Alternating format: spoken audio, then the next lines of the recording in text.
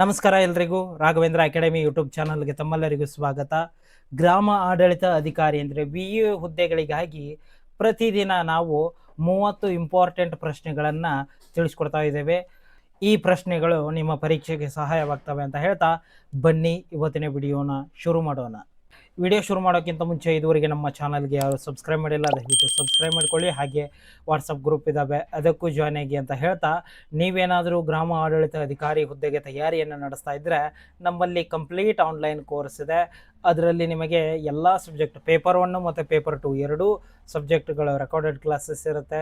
PDF notes, old question papers, model question papers ಎಲ್ಲ ಇರುತ್ತೆ. ಕೇವಲ 999 ರೂಪಾಯಿಗೆ. ಅಶೋಕ್ 20 ಅಂತ ಒಂದು ಕೋಡ್ ಇದೆ, ಅದನ್ನು ಹಾಕಿದರೆ ಇನ್ನೂ 200 ರುಪೀಸ್ ನಿಮಗೆ ಡಿಸ್ಕೌಂಟ್ ಆಗುತ್ತೆ. ಹಾಗೆ ನಿಮಗೇನಾದರೂ ಸೆಲ್ಫ್ ಸ್ಟಡಿ ಮಾಡೋಕ್ಕೆ ಬುಕ್ಸ್ ಬೇಕು ಅಂದರೆ ನಮ್ಮಲ್ಲಿ ಪೇಪರ್ 1 ಮತ್ತು ಪೇಪರ್ 2 ಬುಕ್ಸ್ ಇದ್ದಾವೆ. Syllabus complete syllabus wise books ಇದ್ದಾವೆ. ಪೇಪರ್ 1ಗೆ 300, ಪೇಪರ್ 2ಗೆ 300, ಟೋಟಲ್ ಆಗಿ 600ಗೆ ನಿಮ್ಮ ಮನೆಗೆ ಫಾಸ್ಟ್ ಹೋಮ್ ಡೆಲಿವರಿ ಆಗುತ್ತೆ. ಬೇಕಂದವರು ವಾಟ್ಸಪ್ ನಂಬರ್ಗೆ ಮೆಸೇಜ್ ಮಾಡಿ. ಹಾಗೆ ನಮಗೆ ಪ್ರಿಂಟೆಡ್ ನೋಟ್ಸ್ ಬೇಡ, PDF ನೋಟ್ಸ್ ಬೇಕಂದ್ರೂ ಸಹ ನಮ್ಮಲ್ಲಿ ಇದ್ದಾವೆ. ಜಸ್ಟ್ 100 ರುಪೀಸ್ಗೆ ನಿಮಗೆ ಪೇಪರ್ 1 ಮತ್ತು ಪೇಪರ್ 2 ಕಂಪ್ಲೀಟ್ ಸಿಲೆಬಸ್ ನೋಟ್ಸು ವಾಟ್ಸಪ್ಗೆ ಹಾಕುತ್ತೇವೆ. PDF ನೋಟ್ಸು ಅಥವಾ ಪ್ರಿಂಟೆಡ್ ನೋಟ್ಸ್ ಏನಾದರೂ ಬೇಕಾದರೆ ಇಲ್ಲಿ ವಾಟ್ಸಪ್ ನಂಬರ್ ಕಾಣ್ತಾ ಇದೆ ನೋಡಿ, ಈ ವಾಟ್ಸಪ್ ನಂಬರಿಗೆ ಹಾಯ್ ಅಂತ ಮೆಸೇಜ್ ಮಾಡಿ ಅಂತ ಹೇಳ್ತಾ ಬನ್ನಿ ಇವತ್ತಿನ ವಿಡಿಯೋನ ಶುರು ಮಾಡೋಣ. ಮೊದಲನೆಯ ಪ್ರಶ್ನೆ, ಈ ಕೆಳಗಿನ ಯಾವ ಹೇಳಿಕೆ ಸರಿಯಾಗಿಲ್ಲ? ಆಪ್ಷನ್ಗಳು: ಪಂಚಾಯತ್ ರಾಜನ್ನು ಭಾರತದ ಜವಾಹರ್ಲಾಲ್ ನೆಹರು ಅವರು ಸ್ಥಾಪಿಸಿದರು. ಭಾರತದಲ್ಲಿ ಪಂಚಾಯತ್ ರಾಜ್ ವ್ಯವಸ್ಥೆಯನ್ನು ಜಾರಿಗೆ ತಂದ ಮೊದಲ ರಾಜ್ಯ ಮಧ್ಯಪ್ರದೇಶ.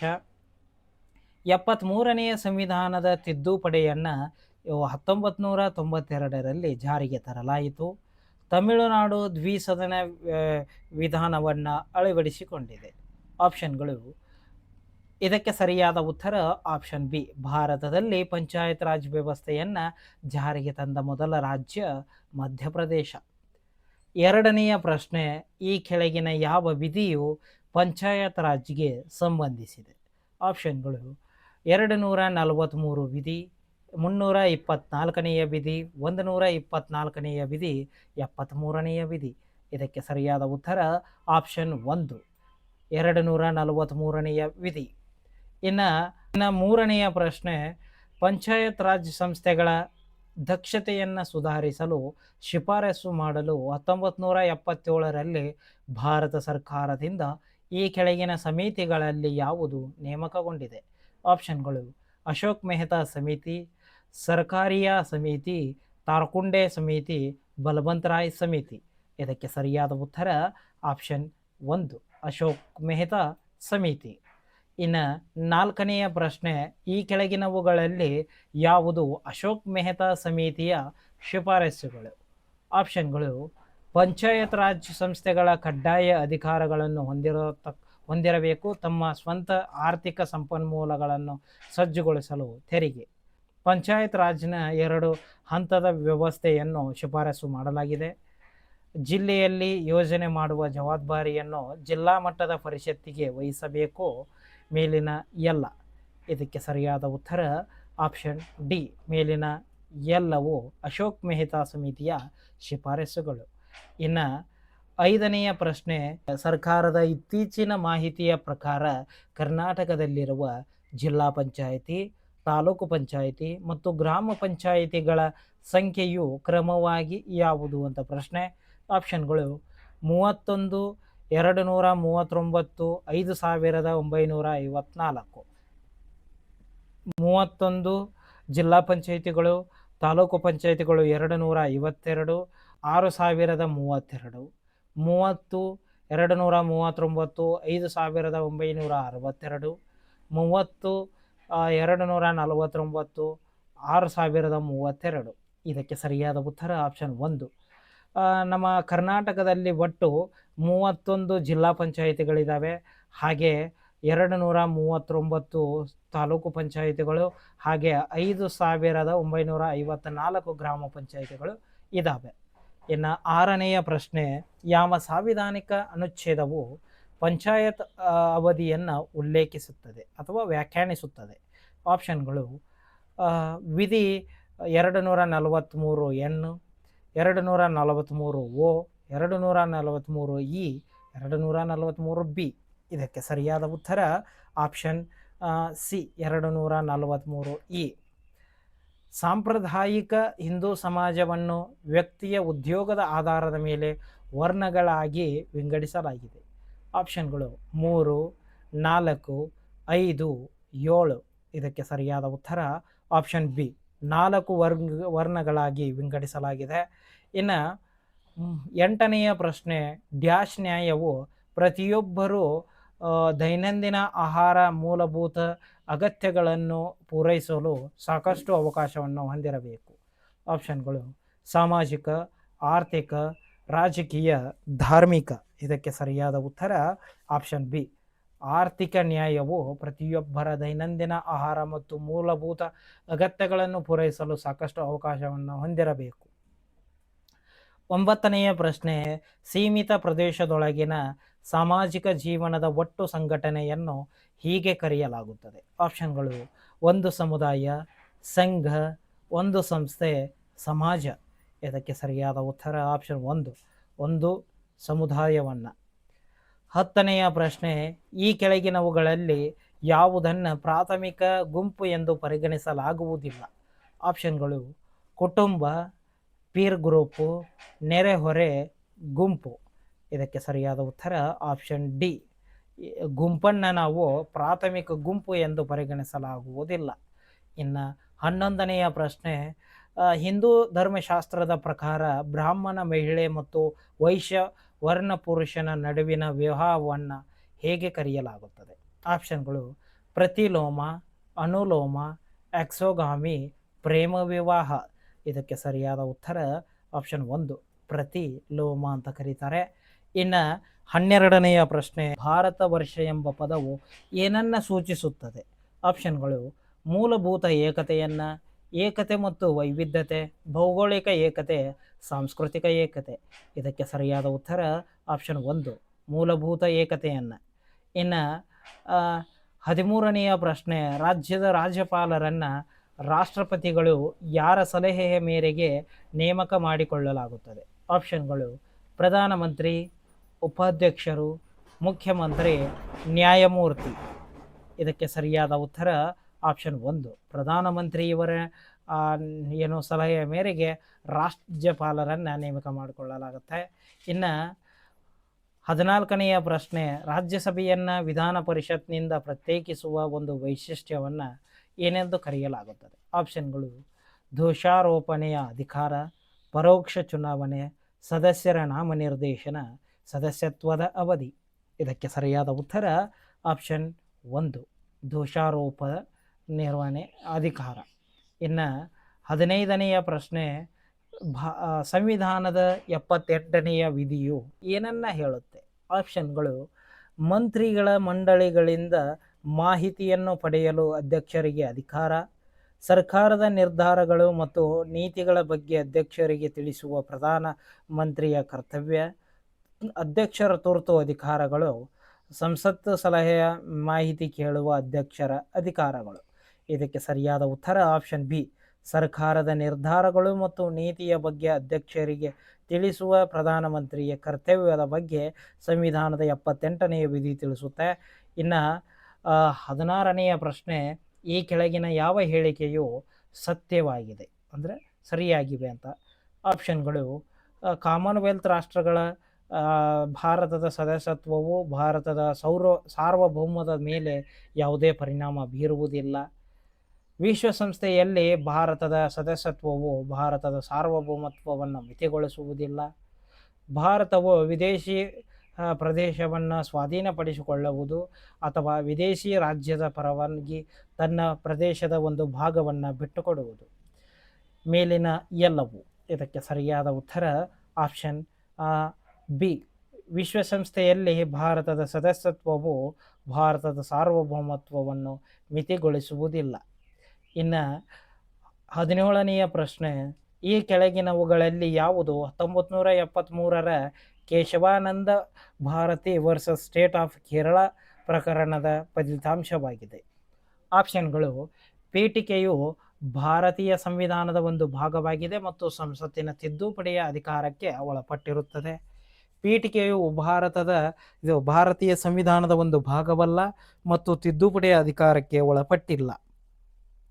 ಪೀಠಿಕೆಯು ಸಂವಿಧಾನದ ಒಂದು ಭಾಗವಾಗಿದೆ, ಆದರೆ ಸಂಸತ್ತಿನ ತಿದ್ದುಪಡಿಯ ಅಧಿಕಾರಕ್ಕೆ ಒಳಪಡುತ್ತಿಲ್ಲ. ಪೀಠಿಕೆಯು ಸಂವಿಧಾನದ ಒಂದು ಭಾಗವಲ್ಲ, ಆದರೆ ಸಂಸತ್ತಿನ ತಿದ್ದುಪಡಿಯ ಅಧಿಕಾರಕ್ಕೆ ಒಳಪಟ್ಟಿರುತ್ತದೆ. ಇದಕ್ಕೆ ಸರಿಯಾದ ಉತ್ತರ ಆಪ್ಷನ್ 1.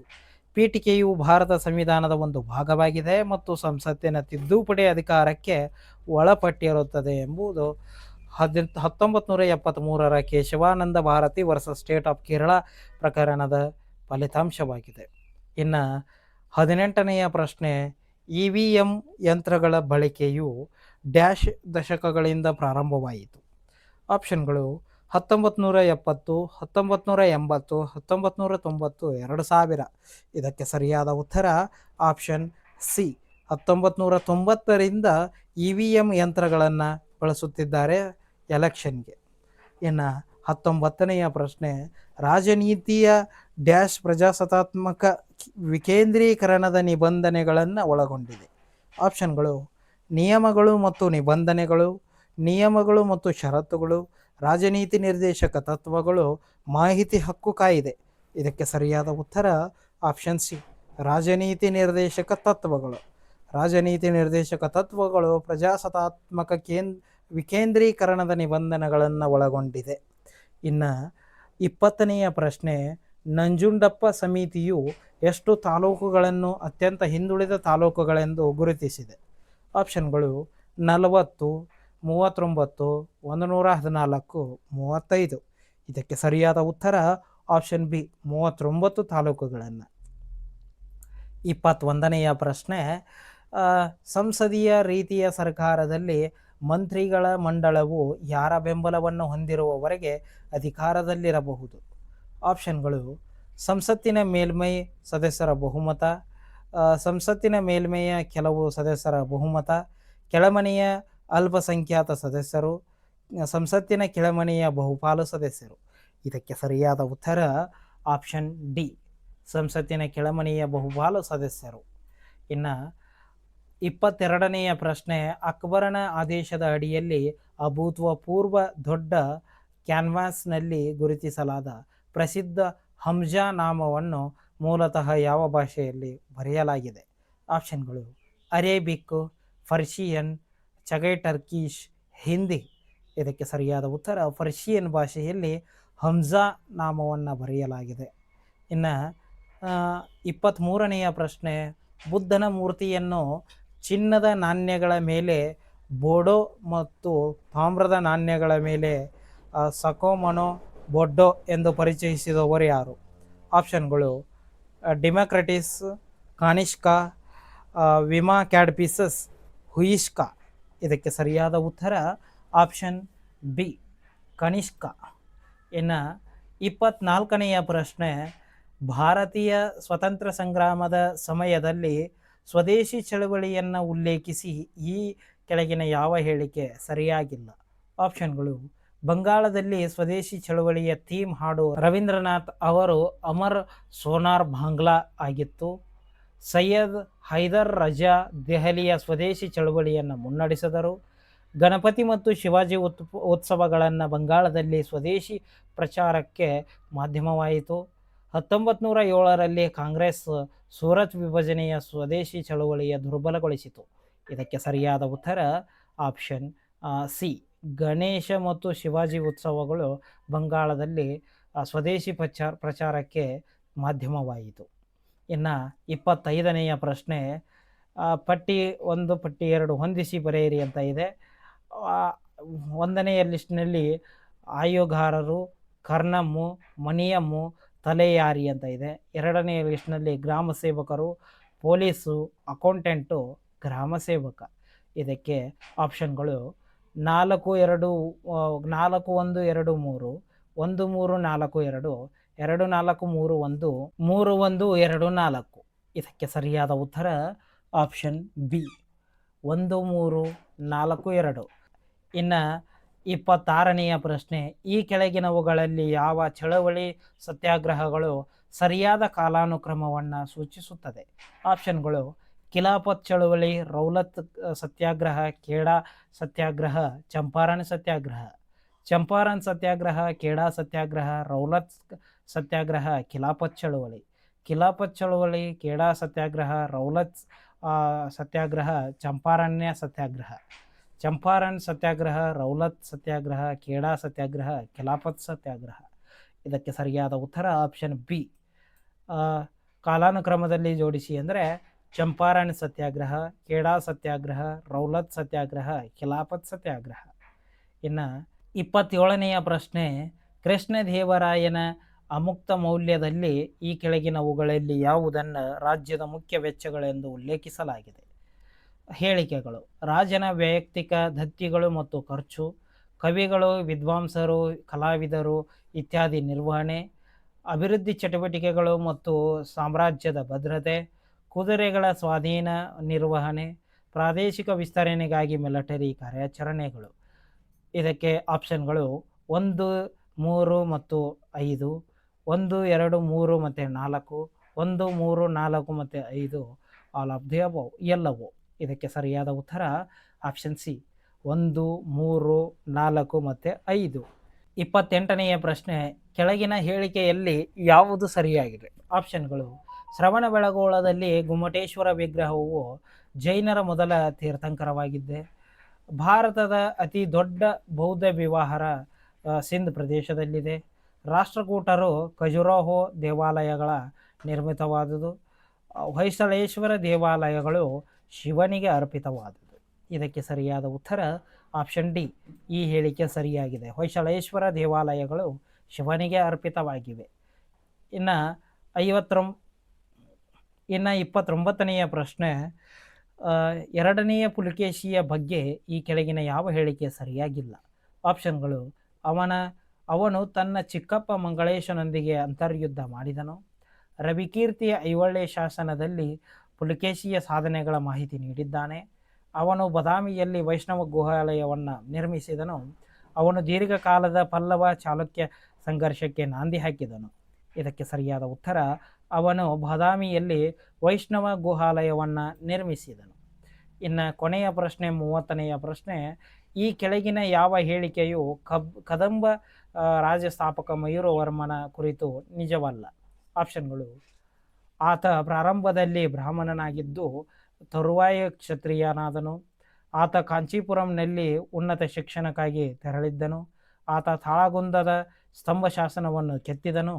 ಕರ್ನಾಟಕದ ಕರಾವಳಿಯಲ್ಲಿ ಬ್ರಾಹ್ಮಣರು ನೆಲೆಸಲು ಆತ ಕಾರಣನಾದನು. ಇದಕ್ಕೆ ಸರಿಯಾದ ಉತ್ತರ ಆಪ್ಷನ್ ಸಿ, ಆತ ತಾಳಗುಂದದ ಸ್ತಂಭ ಶಾಸನವನ್ನು ಕೆತ್ತಿಸಿದನು.